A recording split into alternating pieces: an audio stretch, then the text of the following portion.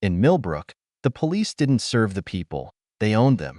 When Derek Cole, a decorated special ops veteran, refused to bow to their corruption, they beat him, framed him, and left him to rot in a cell. But they made one fatal mistake. They forgot the first rule of combat. Never corner a soldier with nothing left to lose. And Derek wasn't just a soldier.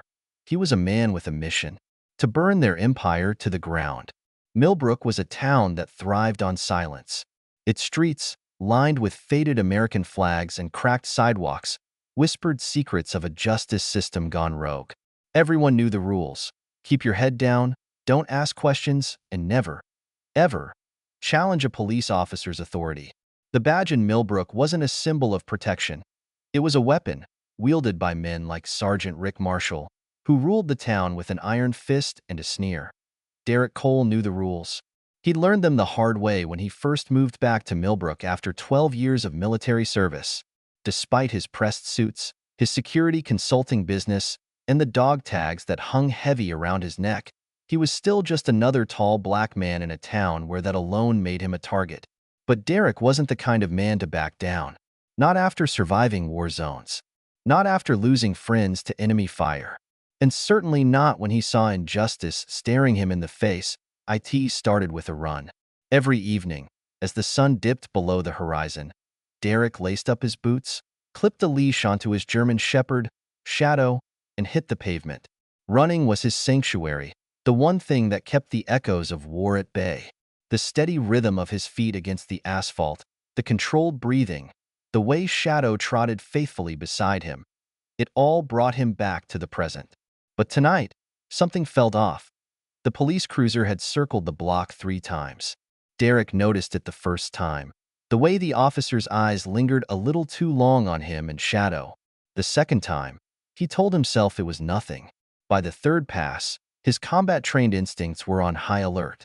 He slowed his pace, his hand instinctively reaching for Shadow's leash. The dog, sensing his tension, let out a low growl. "Easy, boy," Derek murmured, scratching behind Shadow's ears. But his eyes stayed locked on the cruiser as it disappeared around the corner. The unease followed him home. As he drove through the quiet streets, his mind replayed the whispers he'd overheard at the Veterans Center. Increased police harassment, random stops, young black men disappearing into the system, their families left with no answers. Derek had seen that look before, the one that said he didn't belong, no matter how many medals he'd earned or how many times he'd risked his life for his country. It was the same look he'd gotten when he first moved back, the one that told him he'd always be an outsider in his own hometown. He was almost home when the red and blue lights flashed in his rearview mirror. Derek's jaw tightened as he pulled over, his hands gripping the steering wheel. Shadow whined softly from the back seat. His ears perked forward. "It's okay, boy," Derek said, though the tension in his voice betrayed his calm exterior. He rolled down the window and waited, his military training kicking in, hands visible. No sudden movements. Stay calm. The officer approached slowly, his hand resting unnecessarily on his holster. Derek recognized him immediately, Sergeant Rick Marshall. The man's reputation preceded him, and not in a good way. Marshall was the kind of cop who enjoyed his power a little too much, the kind who saw the badge as a license to do whatever he wanted. "License and registration," Marshall barked, his flashlight beam unnecessarily bright in Derek's face. Derek reached slowly for his wallet, his movements deliberate. "May I ask why I'm being pulled over, officer?" Marshall's smile was cold. "Suspicious vehicle in a high-crime area. Now hand over your ID." Derek complied, handing over his license, registration, and military ID.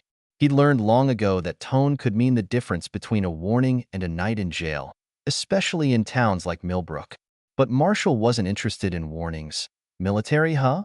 Marshall sneered, flipping through the IDs. "Special Ops. Blackhawks.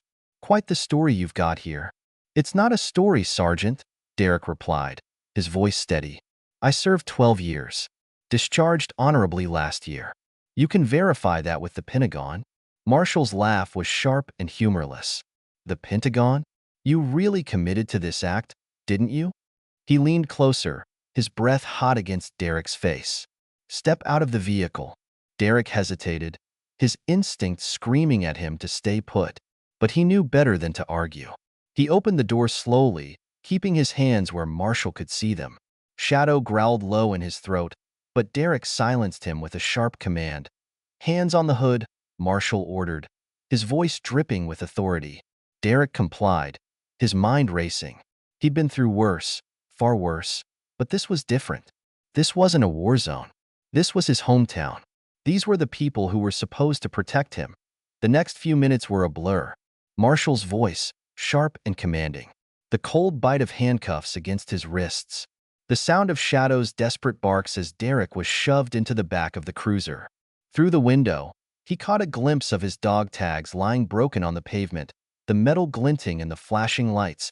As the cruiser pulled away, Derek's mind raced. He'd faced enemy combatants, survived ambushes, and endured torture training. But this was something else entirely. This was a system designed to break him, to crush anyone who dared to resist. And as the precinct came into view, its harsh fluorescent lights casting long shadows across the parking lot, Derek knew one thing for certain. This wasn't just about him. This was about every person who'd ever been silenced by the batch. And if he was going down, he was taking the whole damn system with him. The back seat of the police cruiser smelled like sweat and stale coffee.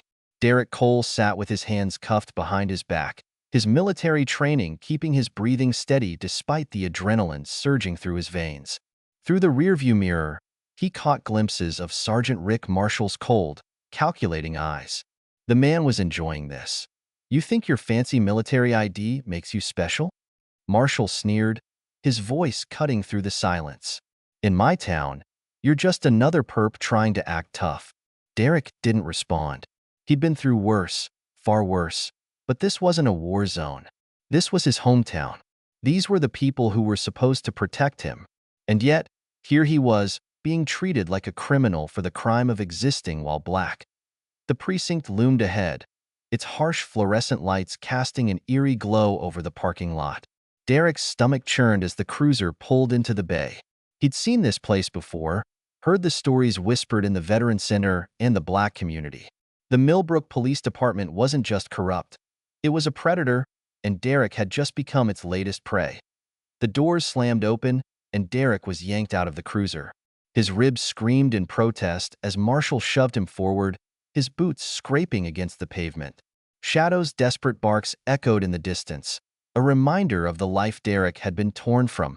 Inside, the precinct buzzed with late-night activity. Officers glanced up from their desks, their expressions a mix of curiosity and indifference. Derek memorized every face, every detail. If he was going to survive this, he needed to know who he was up against. "Welcome to my house, tough guy," Marshall said, shoving Derek toward the booking area. "Let's see how long you last." The booking process was a blur of harsh lights, invasive searches, and muttered insults. Derek's dog tags, already broken, were tossed into a plastic bag along with his wallet and phone. He was fingerprinted, photographed, and thrown into a holding cell with 3 other men. The air smelled like sweat and despair. One of the men, a grizzled veteran with haunted eyes, recognized Derek immediately.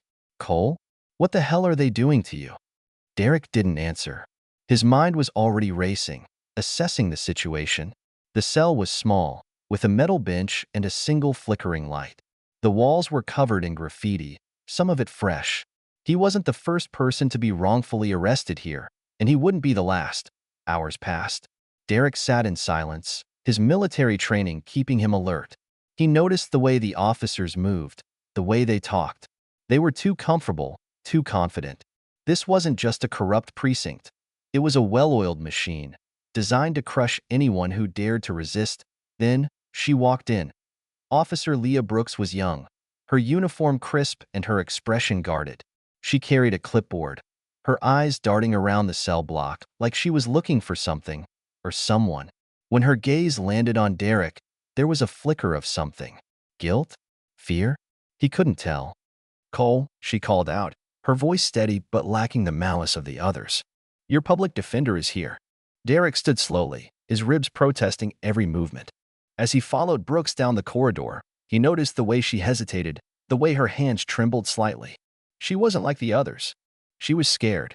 The interview room was small, with a single table and 2 chairs. The public defender, a hairy-looking man with coffee stains on his shirt, barely glanced at Derek before speaking. "They're charging you with resisting arrest, aggravated assault on a police officer, and possession of stolen property," he said, his tone dismissive. "My advice? Take the plea deal. They might drop the aggravated assault if you cooperate." Derek's jaw tightened. "I haven't done anything wrong. I want to make a formal complaint about excessive force and racial profiling."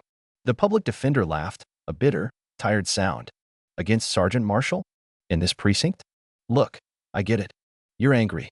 But fighting this will only make things worse. These charges could put you away for years. Take the deal." Derek didn't respond. He'd been through worse than this. He'd survived ambushes, torture training, and the loss of friends. He wasn't about to let a corrupt cop and a broken system break him. Back in the holding cell, Derek sat in silence, his mind racing. He knew Marshall wouldn't stop until he had his confession. But Derek wasn't just a soldier, he was a man with a mission. And if Marshall thought he could break him, he was about to learn the hard way what happens when you corner a soldier with nothing left to lose. Officer Leah Brooks sat at her desk, her fingers hovering over the keyboard. The precinct was quiet now, the late-night shift winding down, but her mind was anything but calm. The image of Derek Cole, beaten, bloodied, but still defiant, haunted her. She'd seen plenty of arrests go sideways, but this was different. This wasn't just another perp resisting arrest. This was a decorated veteran, a man who'd served his country, being treated like a criminal for no reason other than the color of his skin. Leah glanced at the security camera in the corner of the room. Its red light blinked steadily, a reminder that everything she did was being watched. But she couldn't shake the feeling that something was deeply wrong. Marshall's orders, the way the other officers had laughed as they roughed Derek up, the way they'd tossed his broken dog tags into the evidence bag like they were trash, it all felt off. She opened a new file on her computer, her fingers trembling as she typed. Incident report, arrest of Derek Cole. She hesitated, then deleted the title. If Marshall found out she was documenting this, she'd be next. But if she didn't do something, Derek would disappear into the system, just like so many others before him. Leah's phone buzzed, startling her. It was a text from her younger brother, Marcus. "Hey, you okay? You seemed off at dinner." She stared at the screen, her throat tightening. Marcus was in college, studying criminal justice. He looked up to her, believed she was one of the good cops. What would he think if he knew what was really going on? She typed a quick reply. "I'm fine. Just a long shift." But the words felt like a lie. She wasn't fine. She hadn't been fine for a long time. Leah waited until the precinct was almost empty before making her move. She slipped into the evidence room, her heart pounding as she scanned the shelves. Derek's belongings were in a plastic bag near the back, his broken dog tags glinting under the fluorescent lights. She hesitated, then pulled out her phone and snapped a picture. It wasn't much, but it was a start. Next, she accessed the security footage from the booking area.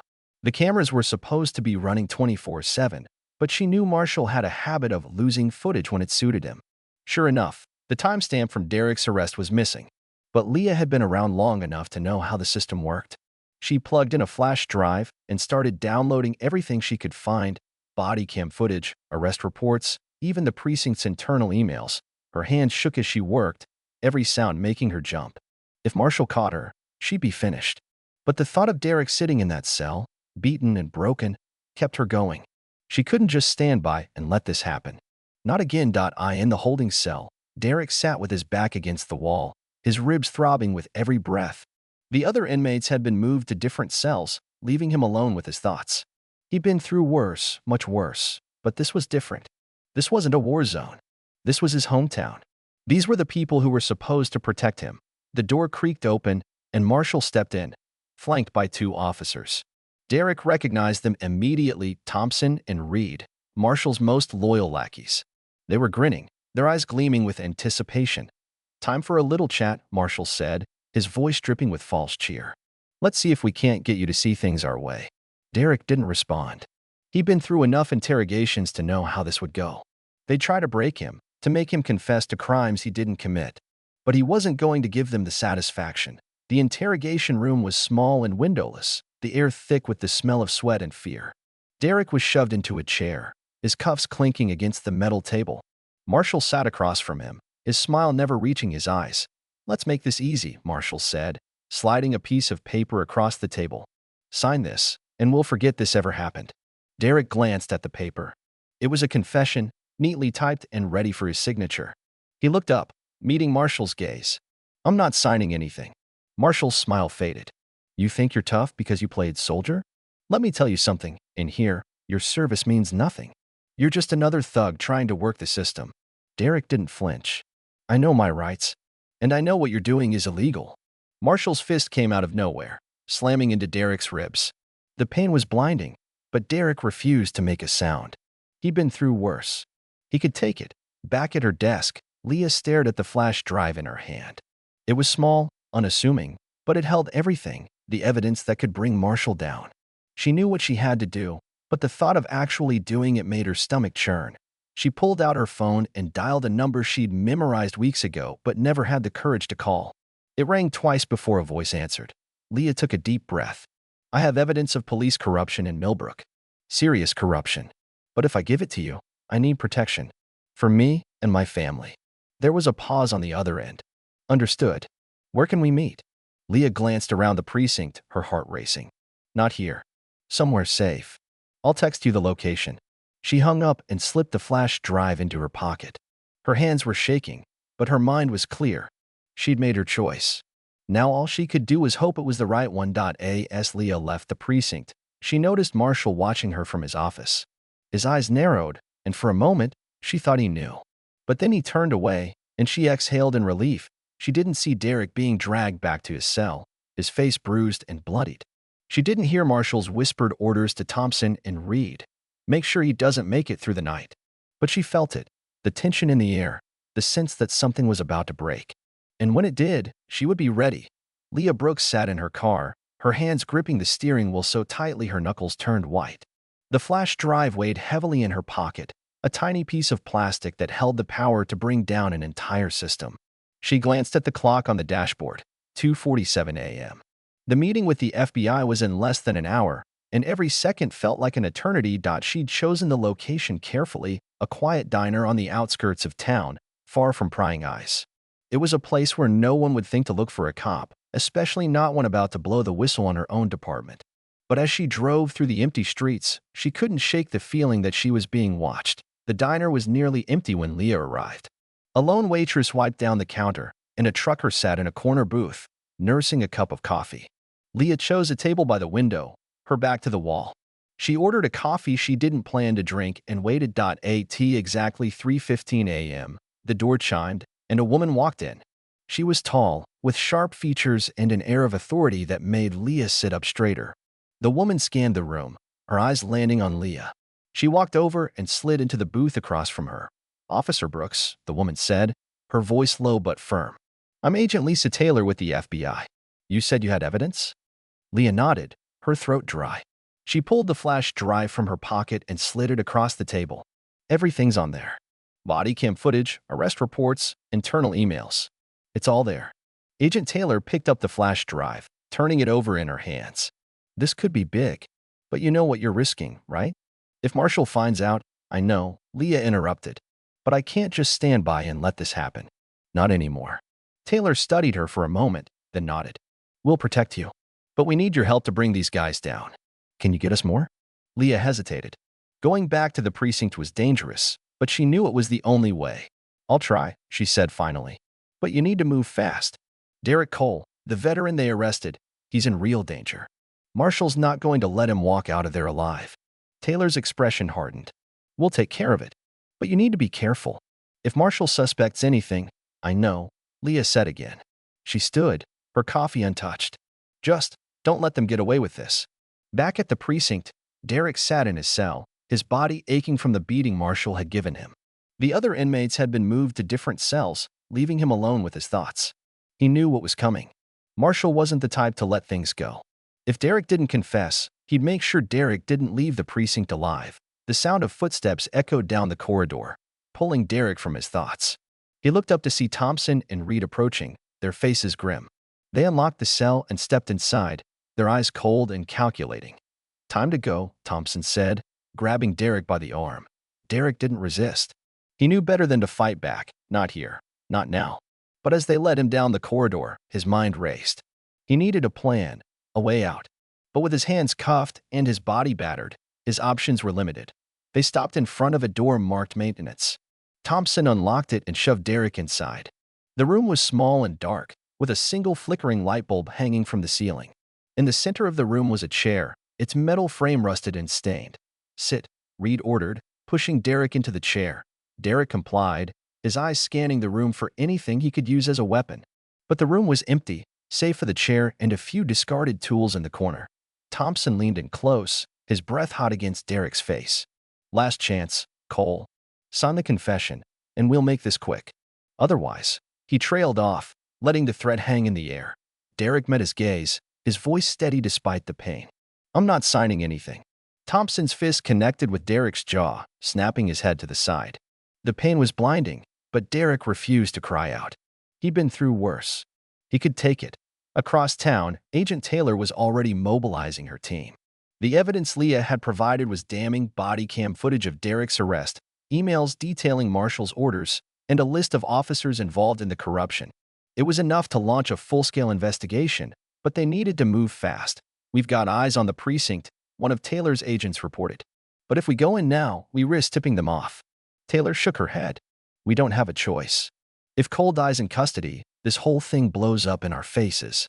We need to get him out now." The team moved quickly, setting up surveillance around the precinct and coordinating with local authorities.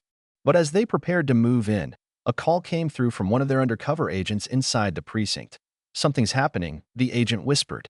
"They've got Cole in a maintenance room. It doesn't look good." Taylor's jaw tightened. "We're on our way. Keep me updated."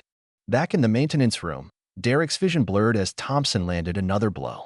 His ribs screamed in protest, and his jaw felt like it was on fire. But he refused to give them the satisfaction of breaking. "You think you're tough?" Thompson snarled, grabbing Derek by the collar.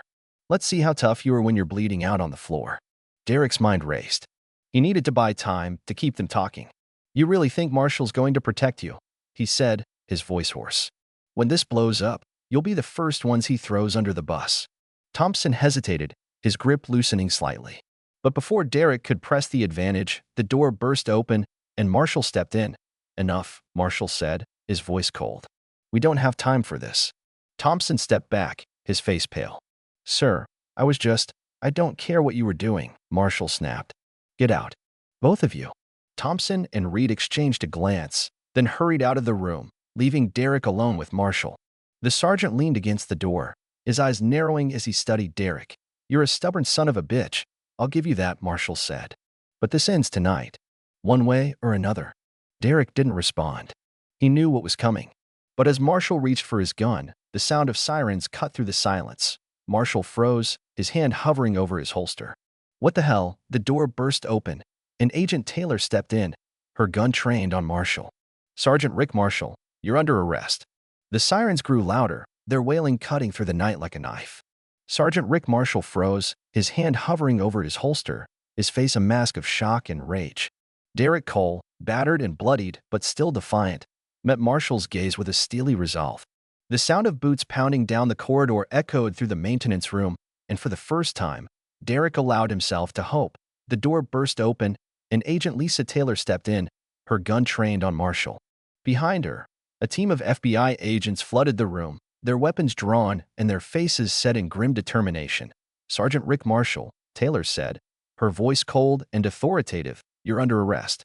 Marshall's eyes darted around the room, calculating his options. For a moment, it looked like he might resist, but then he slowly raised his hands, his lips curling into a sneer. "You think this changes anything? You think you can take me down? I am this town." Taylor didn't flinch. Not anymore. As the agents moved in to cuff Marshall, Derek slumped in the chair, his body finally giving in to the exhaustion and pain. Taylor knelt beside him, her expression softening. "You're safe now, Derek. We've got you." Derek nodded, his voice barely a whisper. About time. Outside, the Millbrook Police Department was in chaos. FBI vehicles surrounded the building, their lights casting an eerie glow over the scene. Officers spilled out of the precinct, some surrendering immediately, others trying to flee. The once imposing building, a symbol of fear and corruption, was now a battleground. Leah Brooks stood near one of the FBI vehicles, her heart pounding as she watched the raid unfold. She'd done it. She'd exposed the corruption, but the cost was still sinking in. Her career, her safety, her life, everything was about to change. Agent Taylor emerged from the building, leading a handcuffed marshal toward a waiting van. His face was twisted in fury, but he didn't resist.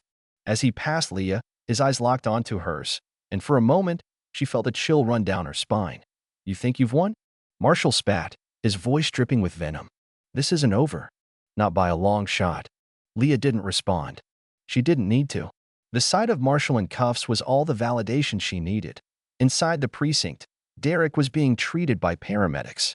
His ribs were bruised, his face swollen, but his spirit was unbroken. As they loaded him onto a stretcher, he caught sight of Leah standing nearby. Their eyes met, and for a moment, the chaos around them faded.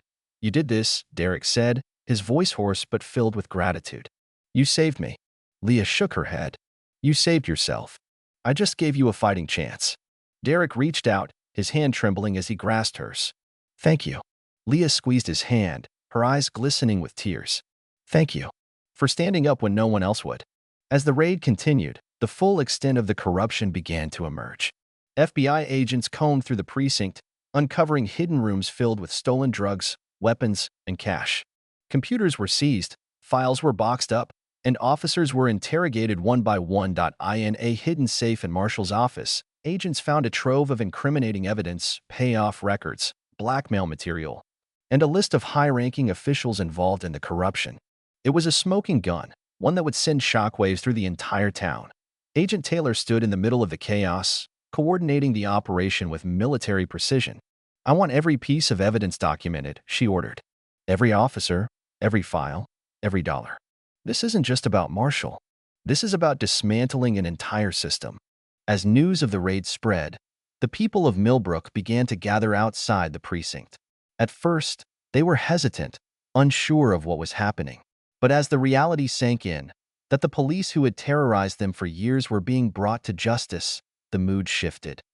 Cheers erupted as Marshall was led to the van, his head bowed in defeat. People hugged, cried, and celebrated, their relief palpable. For the first time in years, they felt hope. Alicia Cole, Derek's sister, was among the crowd, her camera capturing every moment. Her articles had helped expose the corruption, and now she was witnessing the beginning of the end. She spotted Derek being loaded into an ambulance and rushed over, her heart in her throat. "Derek," she called out, her voice breaking. "Are you okay?" Derek managed a weak smile. "I've been better, but I'll live." Alicia gripped his hand, tears streaming down her face. "You did it. You brought them down." Derek shook his head. "We did it. All of us." As the sun rose over Millbrook, the town began to awaken to a new reality. The precinct, once a symbol of fear, was now a crime scene. The streets, once ruled by corruption, were filled with hope and possibility.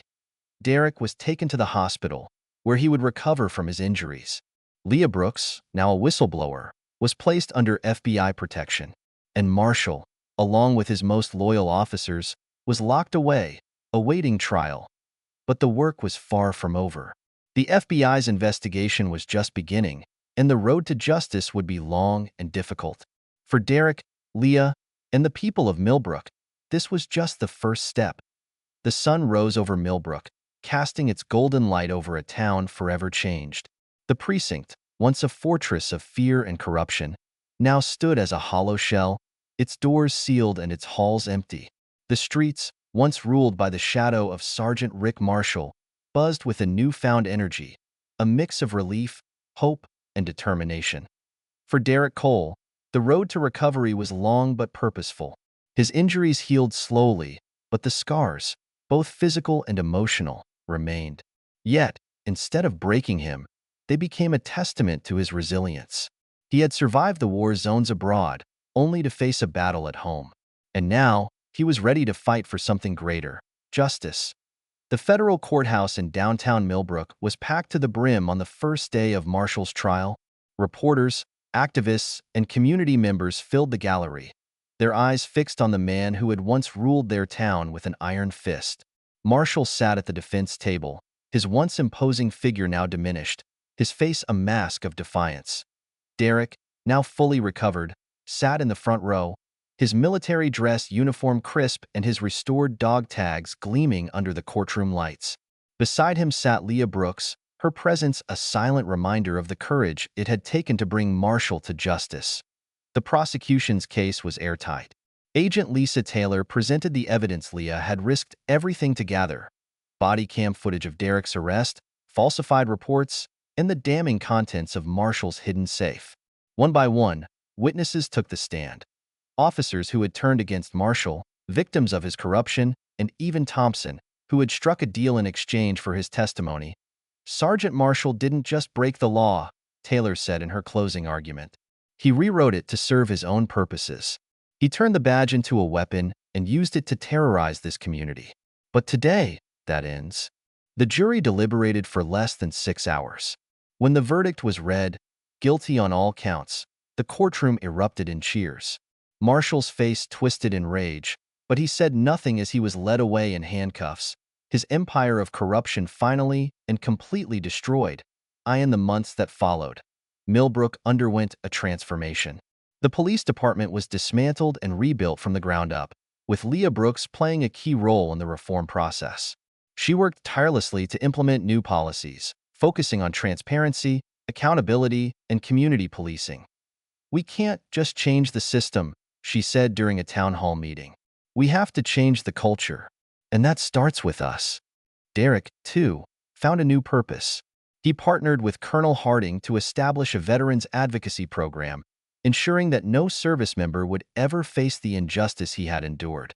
His story became a rallying cry for communities across the country, inspiring others to stand up against corruption and fight for their rights.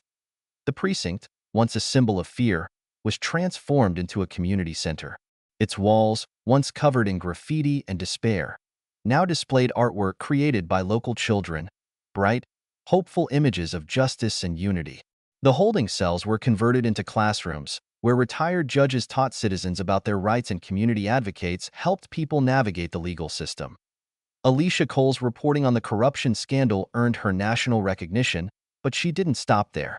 She used her platform to establish a scholarship fund for the children of wrongfully arrested parents, ensuring that the next generation would have opportunities she and Derek had never dreamed of. "This isn't just about exposing the truth," she said during an interview. "It's about creating a future where the truth matters." Shadow, Derek's loyal German shepherd, became a local hero. The dog's unwavering loyalty and bravery during Derek's ordeal inspired the community, and he was often seen accompanying Derek to public events. For Derek, Shadow was more than a pet. He was a reminder of the bond between loyalty and justice. 1 year after Marshall's conviction, Derek stood before a crowd at Veterans Memorial Park, the same place where his ordeal had begun. The restored dog tags around his neck caught the sunlight as he addressed the gathered veterans, activists, and community members. "What happened in this city wasn't just about corrupt police or violated rights," he said, his voice steady and strong. "It was about the choice we all face when confronted with injustice. Do we stay silent, or do we stand up? Do we accept corruption as inevitable, or do we fight for the principles we believe in?" The crowd erupted in applause, their cheers echoing through the park.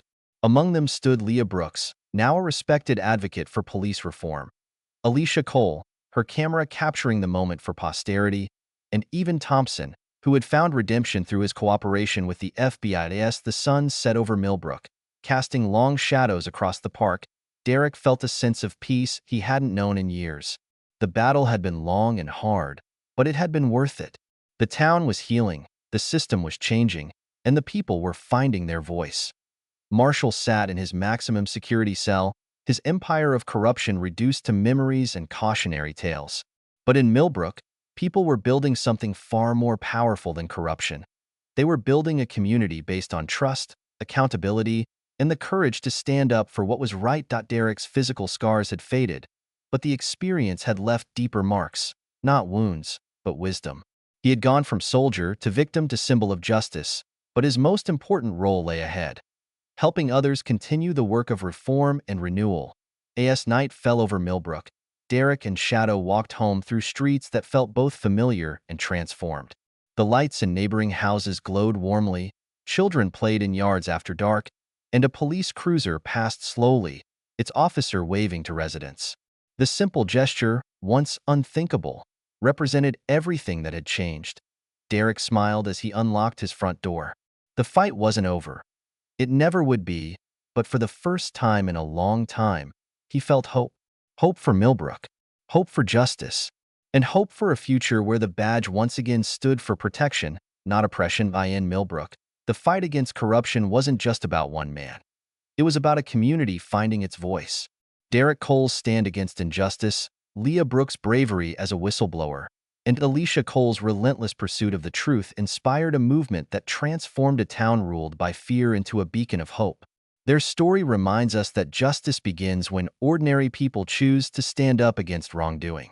If this story moved you, hit that like button and subscribe for more powerful narratives that challenge us to look deeper into the shadows of society and find the courage to light them up. Because change doesn't happen by chance. It happens when we dare to fight for what's right. Together, we can build a future where the badge stands for protection, not oppression. Let's keep the conversation going. Justice begins with us.